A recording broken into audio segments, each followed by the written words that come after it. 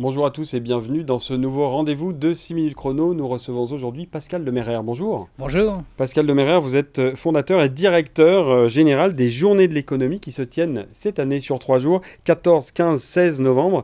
Les Journées de l'économie, finalement, proposent de mieux comprendre le monde qui nous entoure à travers un éclairage économique.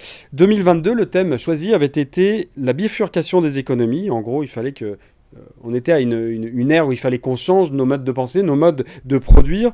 Cette année, les intervenants, le public, vont pouvoir s'interroger sur nos fragilités, notamment comment les surmonter. Première question, quelles sont les fragilités dont il va être question sur ces journées de l'économie? Je crois qu'on a tous conscience actuellement qu'on est à la fois confronté à des fragilités personnelles. Hein. La pandémie est passée par là. On a découvert que la guerre était au cœur de l'Europe. On sait qu'il y a une transition environnementale qui est quand même très compliquée à réaliser.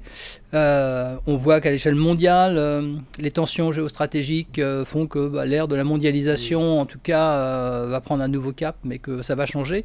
C'est toujours un des moments très très difficiles quand il n'y a pas de perspective claire pour les gens de savoir vers quoi on va.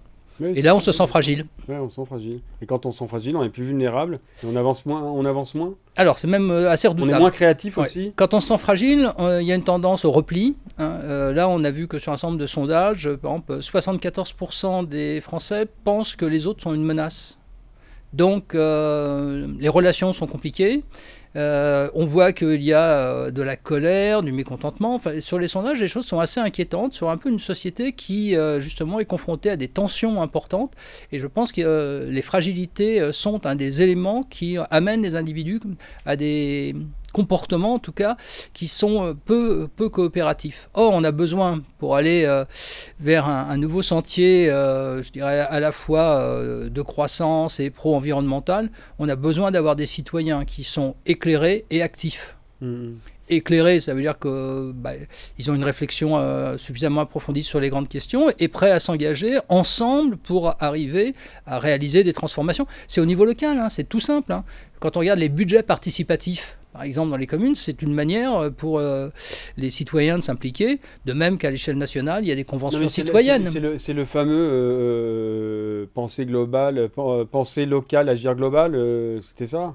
Oui, il y a une articulation qui est évidente. Agir local, pensée globale, pardon. Non, ça, c'est absolument évident. Si on regarde la transition environnementale, on peut avoir des objectifs européens, des stratégies nationales, mais il va falloir le décliner au niveau local. Et il va falloir que sur chaque espace, sur chaque territoire, eh bien, les citoyens puissent s'impliquer et décider par exemple de quel est le mix énergétique qui est le plus adapté au territoire qu'ils habitent. Oui, mais sur des questions comme ça, là, vous citez les énergies. Est-ce que, quand même, par exemple, on parle beaucoup de référendum d'initiative citoyenne, de concertation sur des sujets, je vais prendre, vous parlez d'énergie sur le nucléaire, qui est quand même un sujet quand même hyper complexe, c'est pas non-binaire, c'est pas tout noir, tout blanc, enfin moi il me semble. Est-ce que ce genre de débat peut être constructif auprès des citoyens, parce que ce sont des sujets qui sont extrêmement compliqués?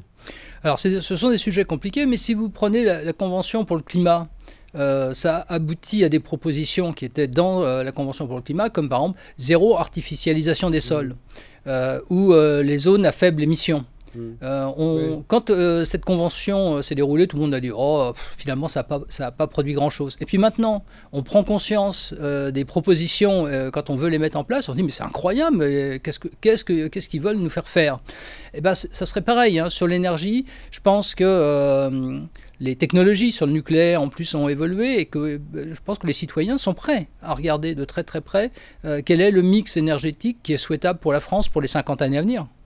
J'ai vu que dans la séance d'ouverture de ces journées de l'économie, il y avait notamment les politiques publiques. Les Français sont majoritairement insatisfaits des politiques publiques qui sont mises en place.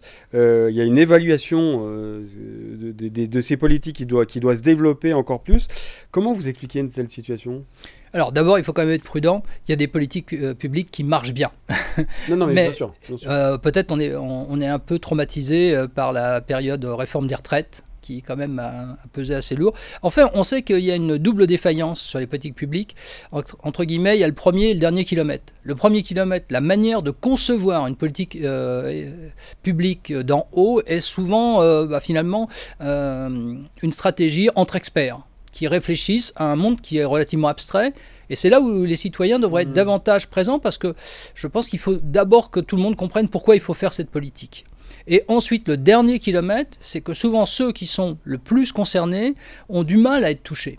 On le voit sur des politiques sociales pour aider ceux qui sont dans la précarité.